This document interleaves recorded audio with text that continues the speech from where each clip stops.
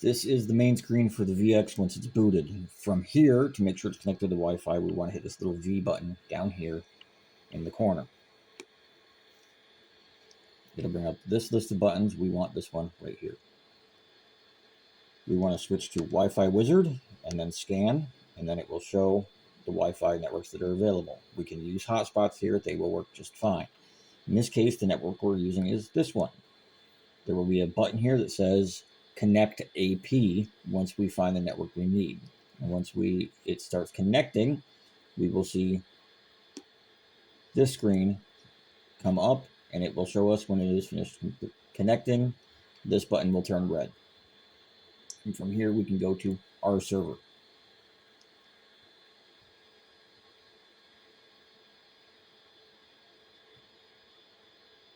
Once the R server screen is loaded, all of this information will be correct. The text can't edit this and should not attempt to. From here, we can go to download. All of these should say current. If they say an update is needed, then we go over here and we hit download. Since this one is up to date,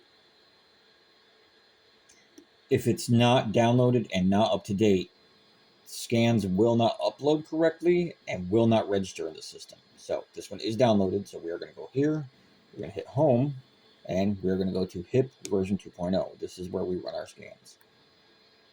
There's no need to change anything here. Just tap over here and hit new.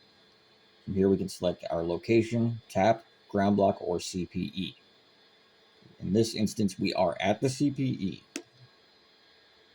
And this is going to run. While it is running, we can tap here to see the details of it being performed. To go back to the previous screen, we hit the back button, not the red X. If we hit the red X, it'll close out the application and we'll have to start over. So back button only. See here we have a few signals coming in already. These are failing signals. They are too high. These will have to be corrected.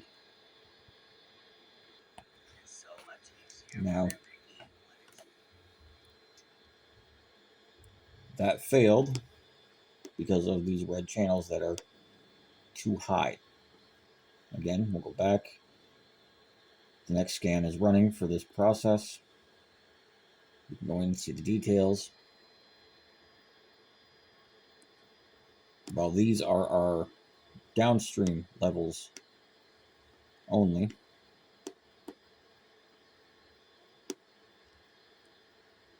this scan is going to show our upstream levels.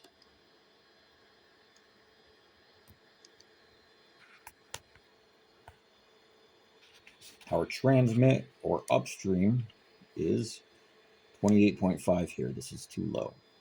This has failed.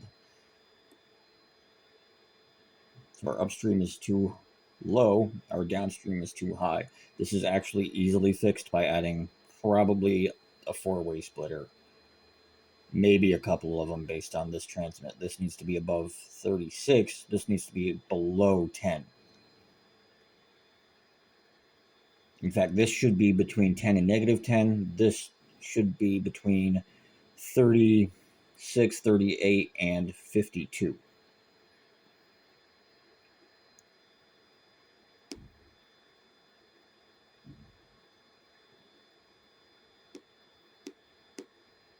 Our MER needs to be above 38.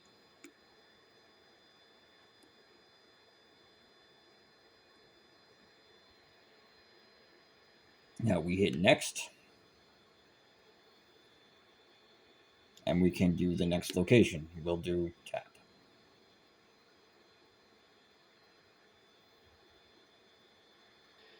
Now, while the signals we were reading are bad for the CPE location, they are fine at the tap. See, we have channel scan as pass, detail, and again, we have those same levels of 14.3, which is, again, too high for CPE, but fine at the tap. Once we have all the scans we need run, we hit next. Next. Save and upload.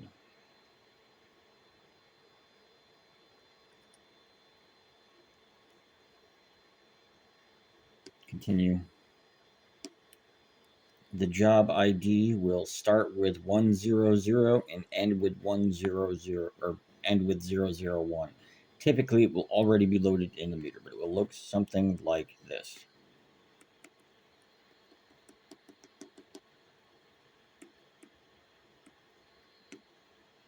So we will want to look for those numbers in the middle to make sure we're uploading the right job number.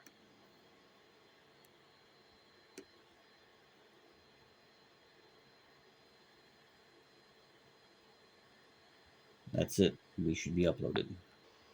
The screen has popped up, confirming that we're uploaded. We just hit OK, and we're ready to do the next job.